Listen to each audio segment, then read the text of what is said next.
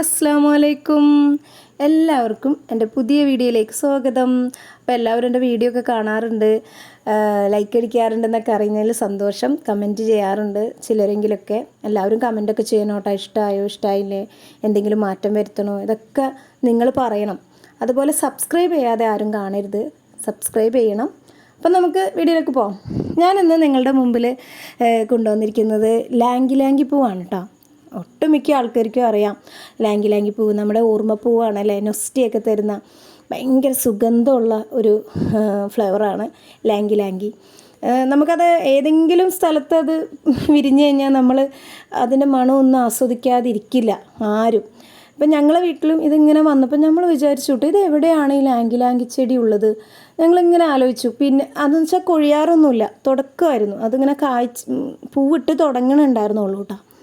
അപ്പോൾ ഇങ്ങനെ കൊഴിഞ്ഞൊന്നും കാണാത്തത് കൊണ്ട് അങ്ങനെ ഒരു ദിവസം ഞങ്ങൾക്ക് ഇങ്ങനെ ഞങ്ങളെ പറമ്പിൽ നിന്ന് ഇങ്ങനെ ഒരു ഫ്ലവർ കിട്ടിയപ്പോൾ തന്നെ നമ്മളെ വീട്ടിലുണ്ടല്ലേ. അപ്പോൾ നോക്കുമ്പോൾ ഇങ്ങനെ പൊക്കത്തീ പോയേക്കണ ഒരു മരം കണ്ടത് കേട്ടോ. അപ്പോൾ പിന്നെ ഭയങ്കര സന്തോഷമായി. ഇതിനെ കാട്ടുചെമ്പകം എന്നൊക്കെ വിളിക്കും. കാട്ടുചെമ്പകം, അതുപോലെ തന്നെ കനകച്ചെമ്പകം എന്നൊക്കെ വിളിക്കുന്ന ഒരു സുഗന്ധ രാജാവാണ് കേട്ടോ. രാജകുമാരൻ എന്നൊക്കെ പറയാൻ വേണമെങ്കിൽ അത്ര സുഗന്ധമുള്ള ഒരു മരമാണ്, പൂച്ചെടിയാണ് ലാങ്കി മരം, ലാങ്കി ഫ്ലവർ എന്നൊക്കെ പറയണത്.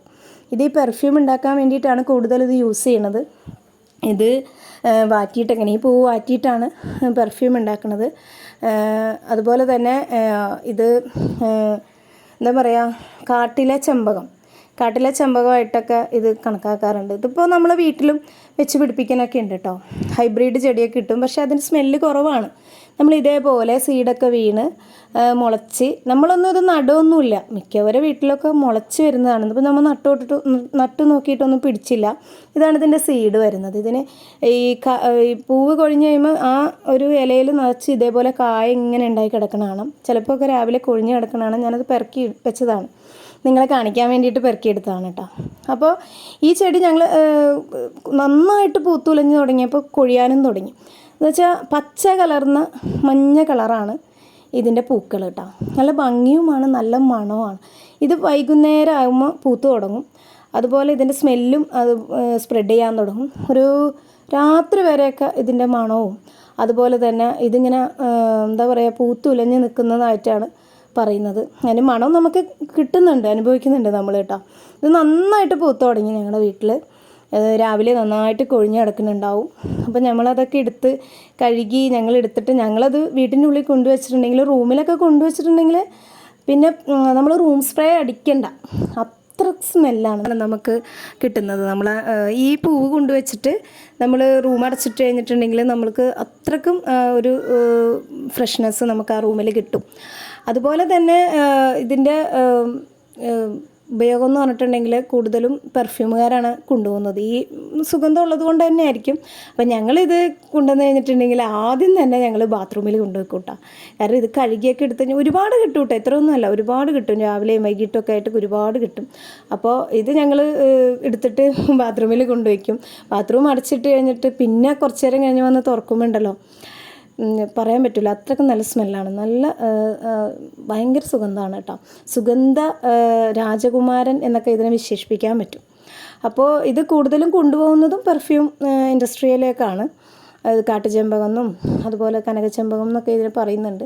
ഇത് പലപ്പോഴും ഇത് ഹൈബ്രിഡ് ഒന്നും മേടിക്കാതിരിക്കലാണ് നല്ലത്. കാരണം പലപ്പോഴും ഇത് നമ്മളെ കബളിപ്പിക്കുന്നുണ്ട്.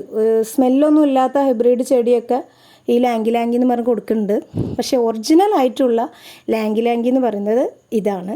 നമ്മൾ ഒറ്റ തടിയായിട്ട് ഇങ്ങനെ പോയിട്ട് മുകളിൽ ഇങ്ങനെ പൂത്തുലഞ്ഞ് നിൽക്കുന്ന ചെടിയാണ് ലാങ്കി എന്ന് പറയുന്നത്. അതിൻ്റെ കായ് ഇങ്ങനെയാണ് കായ് വരുന്നത്, പച്ച കളറിൽ ചെറിയ സീഡാണ് ഇതിന് ഉണ്ടാവുന്നത്. അപ്പോൾ എല്ലാവരും കണ്ടിട്ടുള്ളതും അറിഞ്ഞിട്ടുള്ളതുമായ ഒരു ഫ്ലവർ തന്നെയാണ്. പക്ഷെ അറിയാത്തവർക്ക് വേണ്ടിയിട്ട് ഞാൻ ചെയ്ത ഒരു വീഡിയോ ആണ് കേട്ടോ. നിങ്ങൾക്ക് ഈ വീഡിയോ ഇഷ്ടപ്പെട്ടെങ്കിൽ നിങ്ങൾ ലൈക്ക് ചെയ്യണം. നിങ്ങളുടെ വീട്ടിലൊക്കെ ഉണ്ടെങ്കിൽ നിങ്ങൾ കമൻറ്റൊക്കെ ചെയ്യണം കേട്ടോ.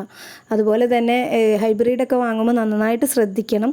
നല്ല മണമുള്ള ഒരു ചെടിയാണ്. അതുകൊണ്ട് മണമില്ലാത്ത ചെടിയൊന്നും വാങ്ങിച്ച് വെക്കരുത്. അതുപോലെ തന്നെ കൂട്ടുകാർക്കൊക്കെ ഷെയർ ചെയ്ത് കൊടുക്കണം, കാണാത്തവരൊക്കെ കാണട്ടെ. അപ്പം നിങ്ങൾക്ക് എല്ലാവർക്കും ഇഷ്ടപ്പെട്ടെങ്കിൽ ലൈക്ക് ചെയ്യുക, കമൻറ്റ് ചെയ്യുക, സബ്സ്ക്രൈബ് ചെയ്യുക. ഓക്കെ, ബൈ, താങ്ക് യു, അസ്സലാമു അലൈക്കും.